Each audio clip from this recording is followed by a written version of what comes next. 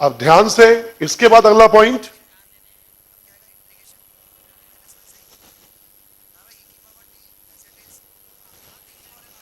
इस तरह के सिस्टम के अंदर हर प्रकार का हार्मोनिक अवेलेबल है।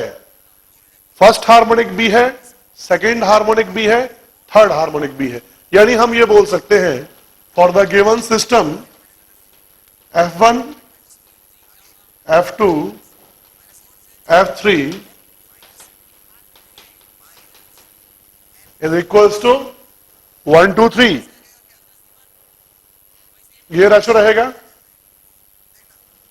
इसमें लिखेंगे in such physical system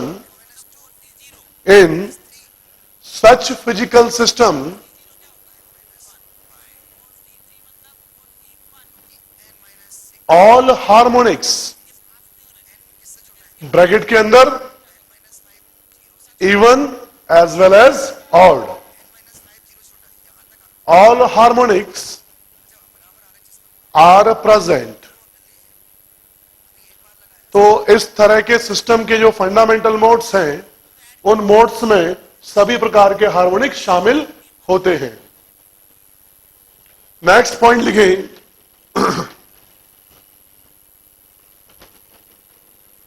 number of nodes in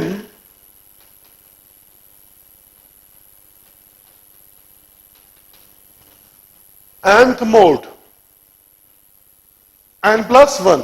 indirectly आपसे पूछ सकते हैं कि इस तरह के सिस्टम में 10वें नंबर के मोड में ऐसे कितने पार्टिकल्स होंगे जो कि नॉन ऑसिलेटरी होंगे। तो आपसे इनडायरेक्टली वो नंबर ऑफ नोड्स पूछ रहा है। तो आप आराम से देख, फर्स्ट में 2 थे, सेकंड में 3, तो nth मोड में n+1 हो जाएंगे।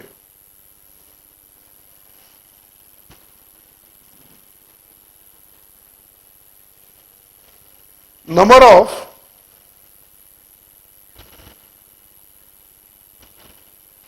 एंटीनोड्स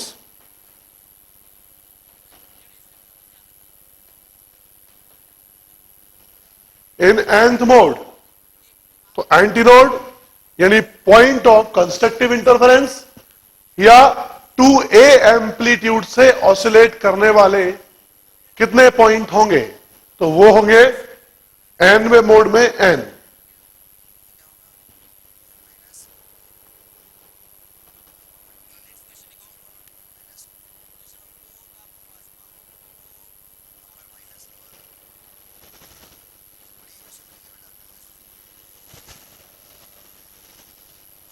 यहां पर सभी लोग याद रखेंगे कि किसी एक फिजिकल सिस्टम के लिए यह अलग बात है कि हो सकता है कि फंडामेंटल फ्रीक्वेंसी हो 50 हर्ट्ज,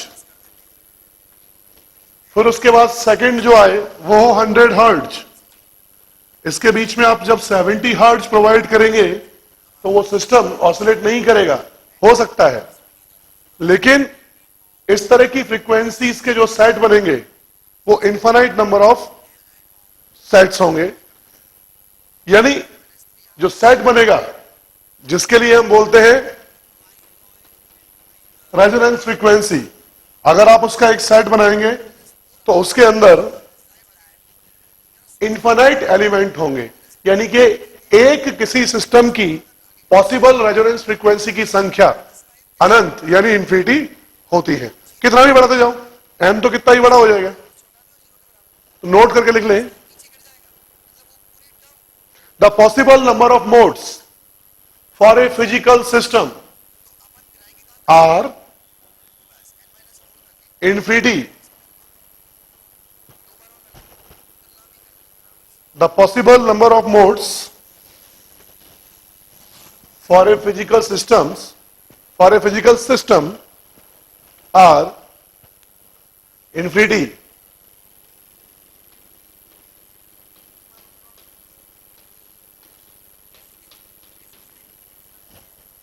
केस सेकेंड,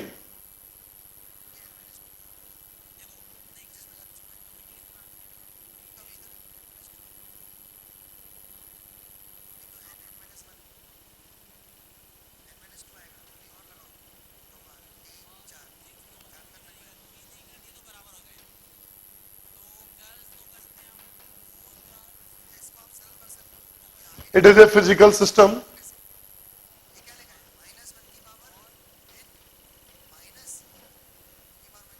इस फिजिकल सिस्टम के लिए ये जो पॉइंट है हमेशा मैक्सिमम एम्पलीट्यूड से ऑसिलेट करेगा, क्योंकि हमको ये पता है कि अगर यहां पर नोड बन गया तो एनर्जी अंदर जा ही नहीं पाएगी, क्योंकि नोड से एनर्जी ट्रांसमिट हो ही नहीं पाती है। तो यहां कंडीशन है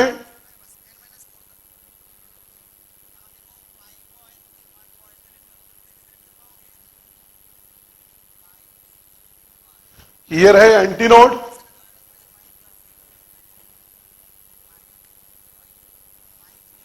और ये पॉइंट हमेशा रहे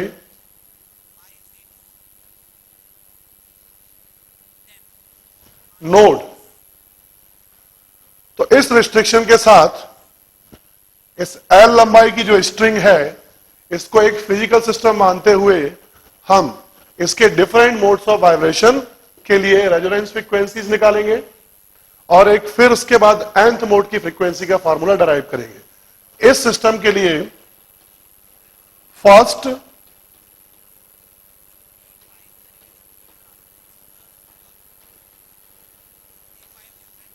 mode of vibration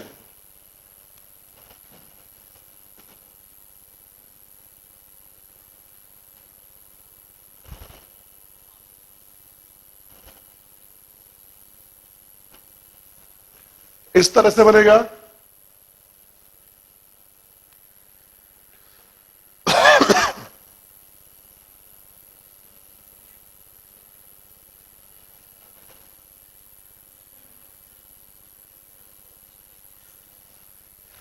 anti node, node, आधा लूप बन रहा है। एक कंप्लीट लूप जो होता है उस कंप्लीट लूप की लंबाई लैम्डा बाई 2 होती है। एंटी नोड और नोड के बीच की लंबाई या एंटी नोड या नोड के बीच की डिस्टेंस जिसे हम बोलते हैं along the direction of standing way lambda by 4 होती है। तो फर्स्ट मोड के लिए लेंथ एल बराबर हो जाएगी लैम्डा बाई 4। तो lambda 1 is equals to 4L। याद नहीं करना, थोड़ा सा आइडिया हमको समझ में आ गया तो ये तो वैसे ही हमको याद रह जाते हैं, कभी भी इनको याद नहीं करना पड़ता।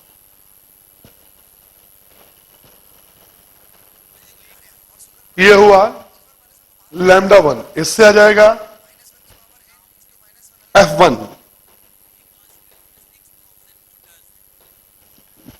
V by lambda 1।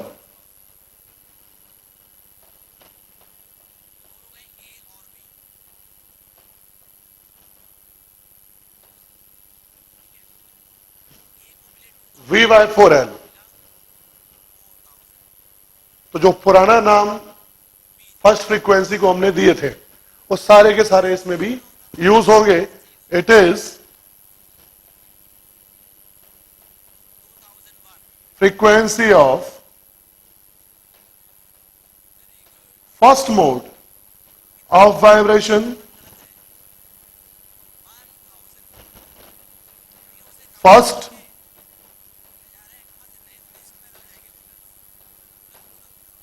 Resonance frequency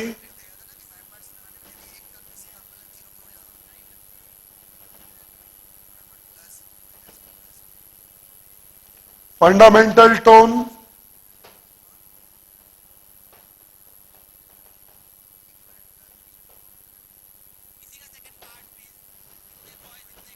first harmonic या fundamental frequency.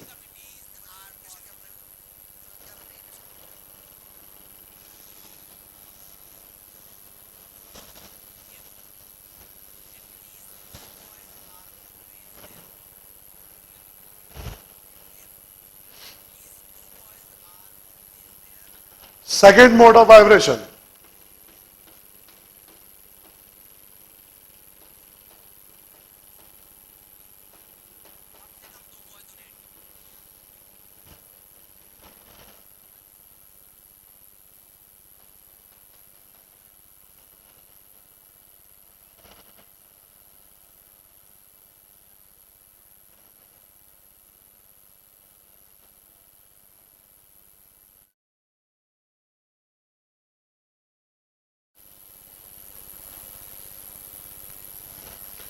It is the second mode of vibration. एक एंटीनोड, फिर नोड, फिर एंटीनोड और फिर नोड. एक लूप, आधा लूप, यानी के 1.5 लूप.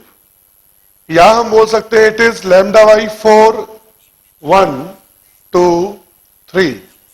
3 lambda by 4. तो length L of string now equals to 3 lambda by 4.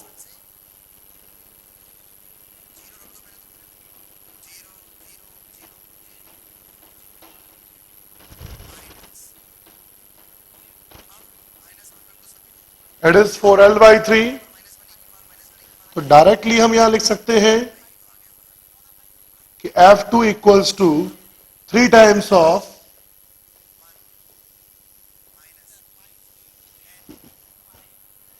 V by 4L.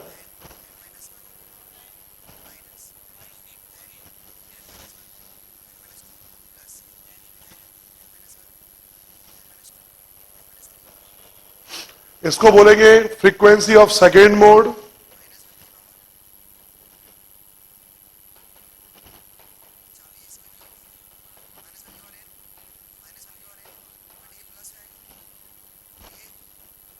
या सेकेंड रेजोनेंस फ्रीक्वेंसी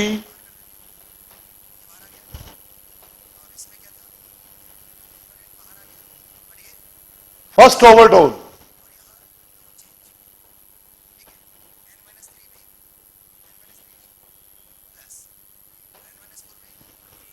तो जो पहले किया था सेम वैसे का वैसा ही फर्स्ट ओवरटोन, लेकिन ये थर्ड हार्मोनिक है. सेकेंड हार्मोनिक इस तरह के सिस्टम में प्रेजेंट नहीं होते हैं. फंडामेंटल फ्रीक्वेंसी से डबल फ्रीक्वेंसी को हम सेकेंड हार्मोनिक बोलते हैं.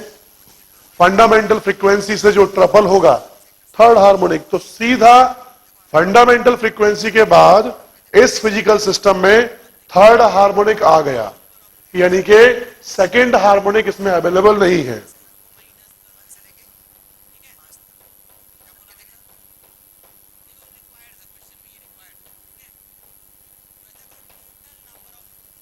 It is third harmonic.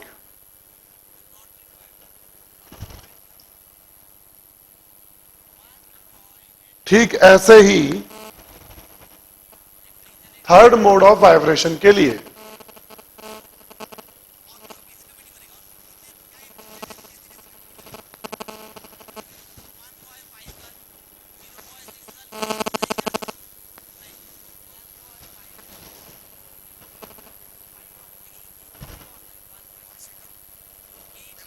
और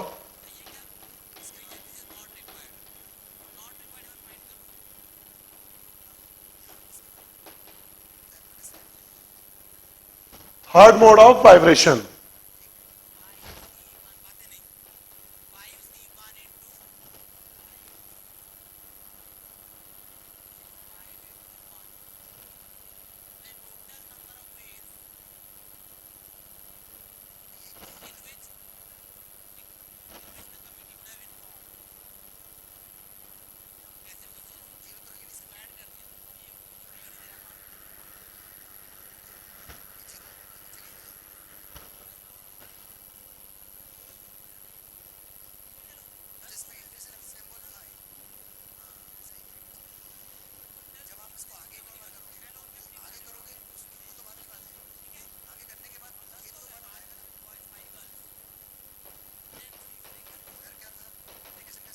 it is third mode of vibration. इसमें आधा लूप, फिर आधा, फिर आधा, ऐसे 1, 2, 3, 4, 5. L equals to 5 lambda by 4.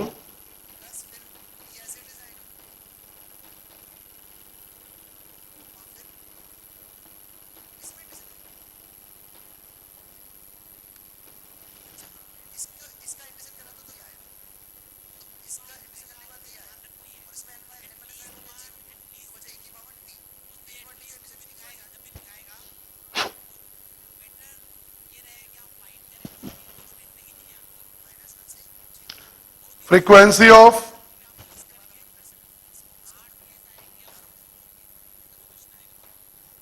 third mode,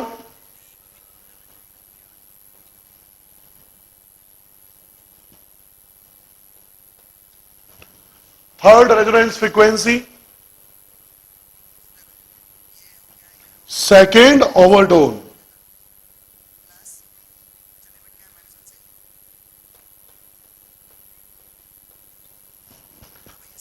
and fifth harmonic.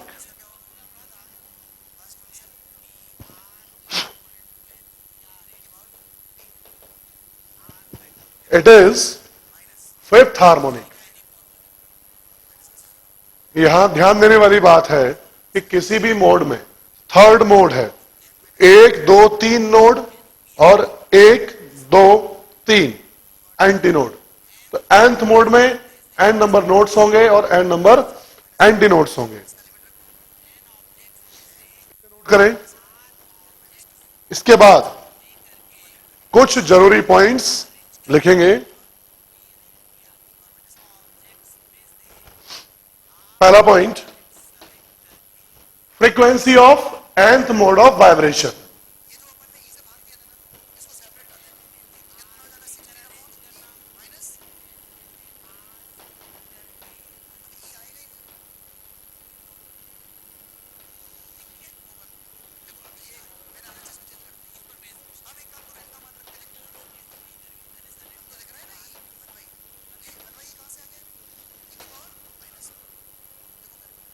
First mode के लिए n बराबर 1, सेकेंड मोड के लिए n बराबर 2, nth मोड के लिए n.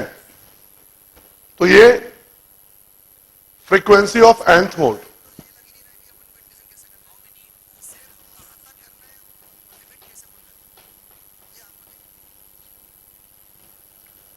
Frequency of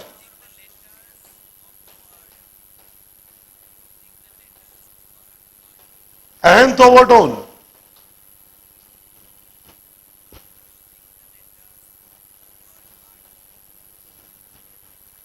second overtone का मतलब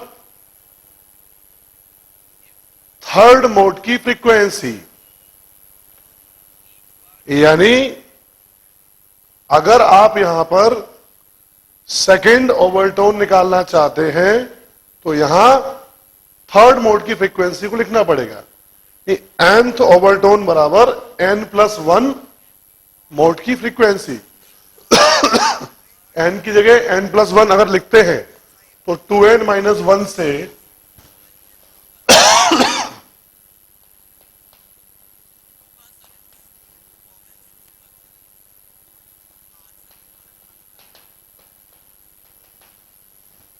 टू n+1 बन जाएगा.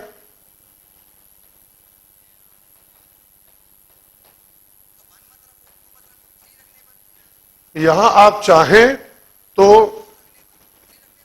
v को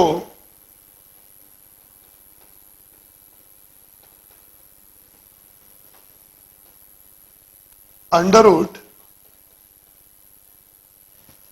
t/μ लिख सकते हैं.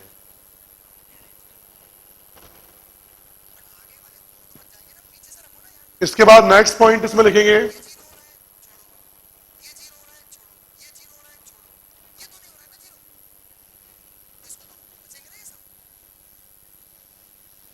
for the given system f1 ratio f2 equals to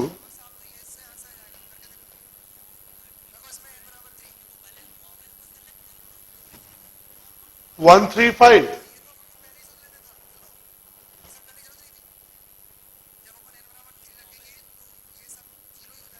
And only odd harmonics are present,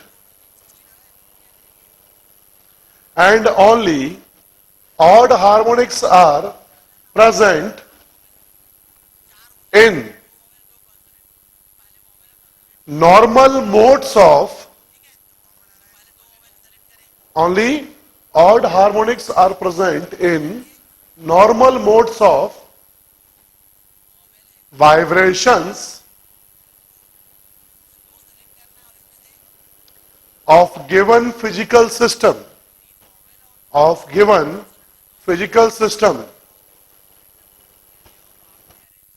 only odd harmonics हैं, even harmonics गायब है इसमें से। और लास्ट पॉइंट इसमें लिखे number of nodes and anti-nodes present in nth mode of vibration are equals to n, are equals to n।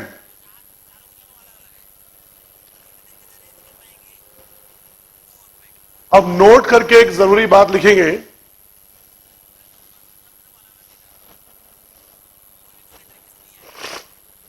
सबसे पहले समझेंगे इसके बाद नोट करेंगे। अभी कोई नोट मत करना, ध्यान से समझ लो।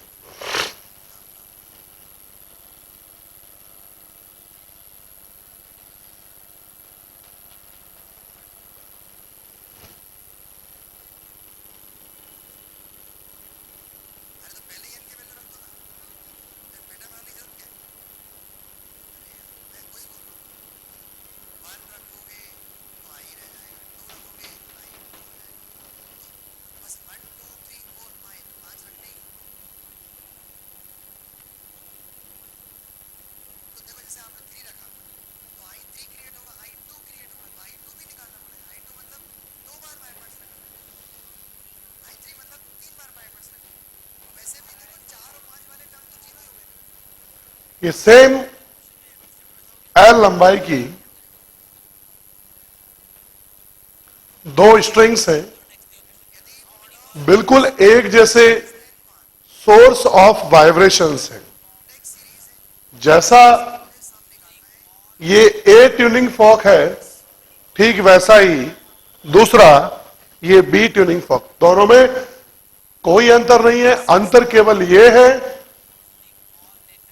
कि यहां पर इसके जो वाइब्रेशंस होंगे वो ट्रांसवर्स वाइब्रेशन होंगे और यहां इसके वाइब्रेशन लॉन्गिट्यूडनल होंगे। तो इस पोजीशन को बोलते हैं ट्रांसवर्स पोजीशन और उस पोजीशन को बोलते हैं longitudinal position of tuning Fock.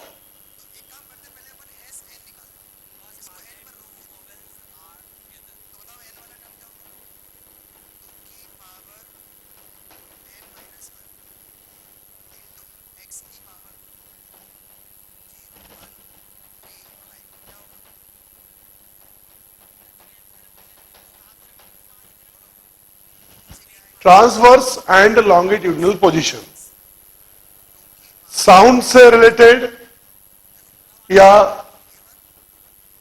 Stretched strings में स्टैंडिंग वेव प्रोड्यूस करने संबंधी एक्सपेरिमेंट्स, ये जो इस तरह के अरेंजमेंट होते हैं मेल्स एक्सपेरिमेंट कहलाते हैं। It's the arrangements of tuning forks in MELDS, Melde's experiment. अब ध्यान से देखें, अंतर कुछ नहीं होता। अगर इसके नॉर्मल मोड्स ऑफ वाइब्रेशन की बात करें तो उसका फॉर्मूला भी जो अभी हमने डराइव किया था, Fn equals to 2n-1 V/4L, इसके लिए भी वही आएगा, इसके लिए भी वही आएगा। फर्क ये होगा कि जो स्टैंडिंग वेव प्रोड्यूस हो रही है उसकी फ्रीक्वेंसी, यानी जो स्टैंडिंग वेव्स जिन वेव से बन रही है उसका सोर्स तो यही होगा, incident wave, reflected wave, source यही होगा।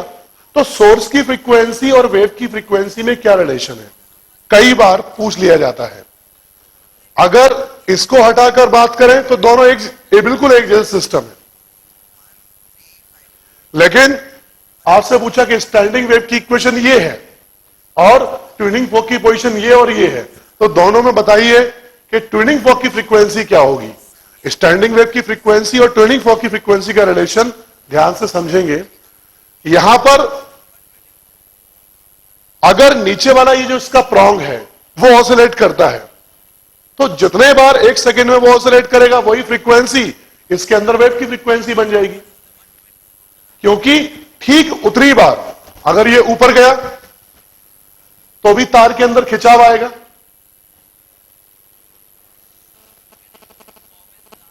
नीचे गया तो भी तार के अंदर खिंचाव आएगा।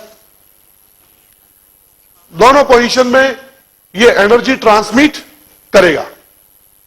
तो जो फ्रीक्वेंसी एनर्जी के ऑसिलेट होने की होगी वो फ्रीक्वेंसी इसकी होगी सेम सेम। तो इस केस में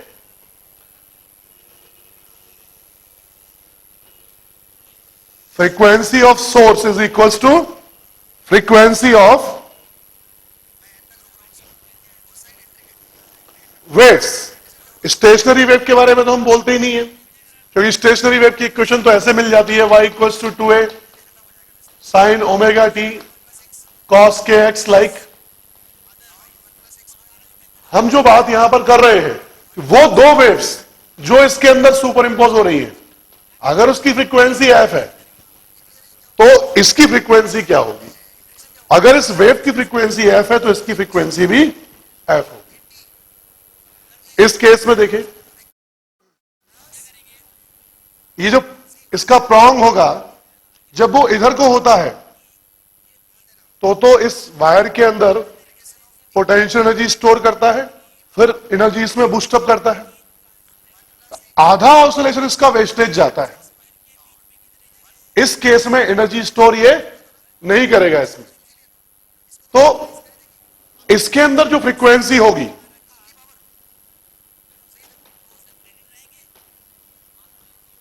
इसकी ऑसिलेशन की फ्रीक्वेंसी अगर एफ है तो इसमें जो कॉन्स्टिट्यूएंट्स वेव्स हैं इनकी फ्रीक्वेंसी FY2 होगी।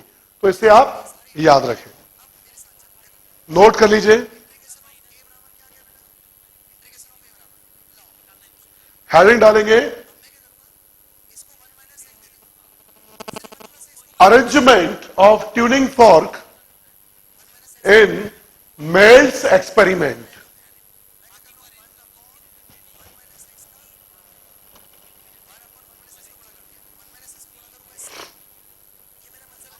Arrangement of tuning forks in May's experiment, और दोनों चित्र ये बना लेंगे।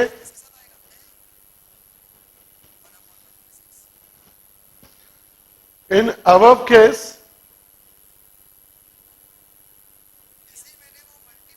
the frequency of oscillations of a string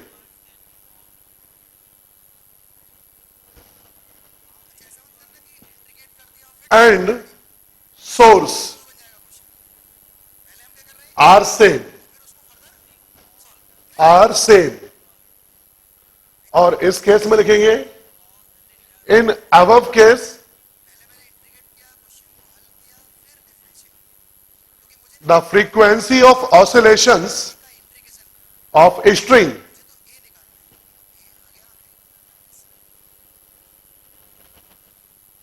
is half than actual frequency of source.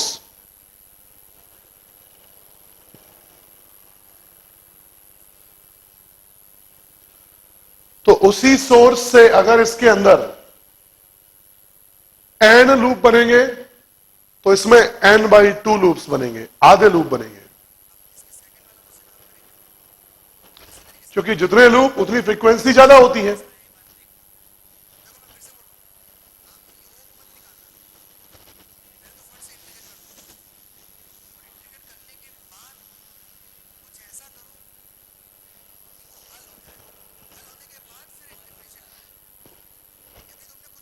ध्यान से देखें, एक और चीज नोट करेंगे,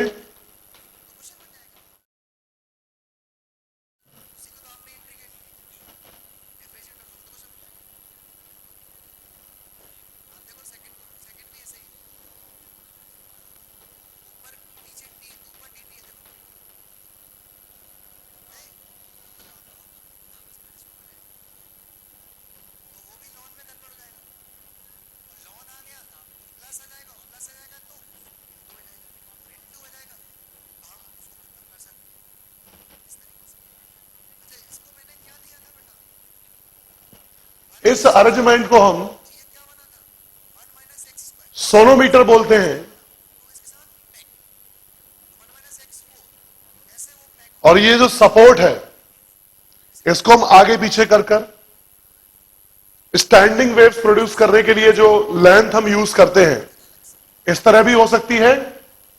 इस तरह के दो सपोर्ट भी लगाकर हम स्टैंडिंग वेव प्रोड्यूस कर सकते हैं। अगर इस सेक्शन में करना है तो लेंथ एल लेंगे। अलग से आप इस सेक्शन में भी कर सकते हैं प्रोड्यूस, इस सेक्शन में भी और इस सेक्शन में भी। अगर हम एक्सपेरिमेंट केवल इन दो सेक्शंस के लिए करना केवल इस पर्टिकुलर सेक्शन के लिए करना चाहते हैं, जो कि ये जो स्टैंड लगे हुए हैं इन दोनों के बीच में है, तो ये पक्की बात है कि ये जो पॉइंट्स हैं इनको आपने क्लैम्प्ड कर दिया या इस तरह से सपोर्ट लगा दिया तो ये हमेशा नोड ही होंगे। क्योंकि अगर ये प्लस ए माइनस ए से ऑसिलेट करेगा तो नीचे जाने को तो जगह ही नहीं है इसमें।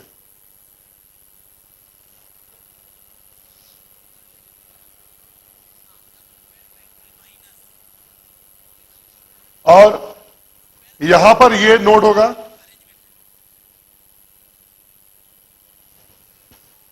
और अगर यहां की भी हम बात करें तो यहां भी ये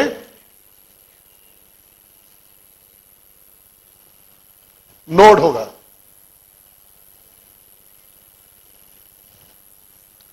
इस सेक्शन के बारे में आपसे पूछा जाता है, ये नहीं लेंगे तो अकेला एक ये सपोर्ट और दूसरा पुली, यहां दो नोड।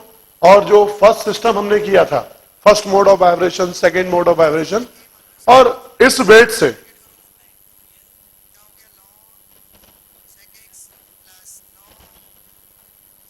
इस पूरे यूनिफॉर्म वायर में टेंशन प्रोवाइड कर सकते हैं।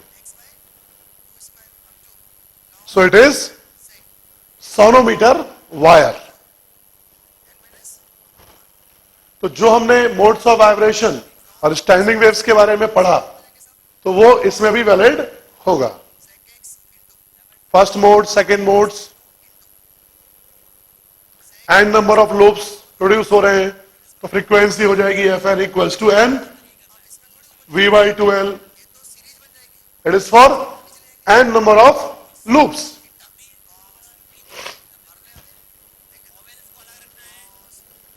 इसे नोट कर लें। आप ध्यान से देखें,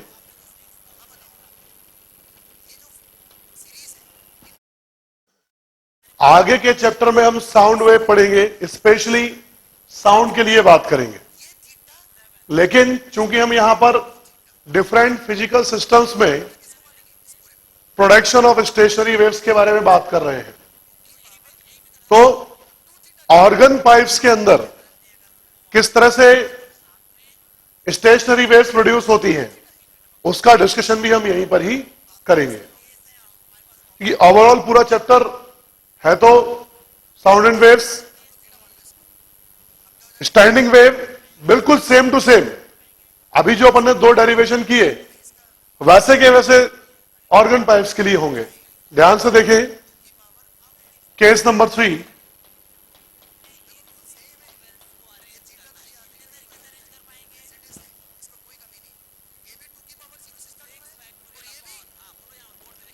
it is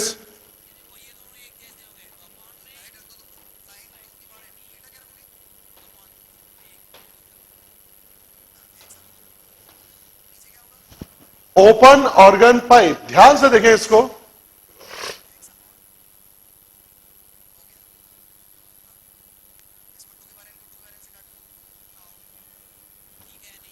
दोनों सिरों पर खुला हुआ ये pipe, it is hollow cylindrical pipe और इसकी लंबाई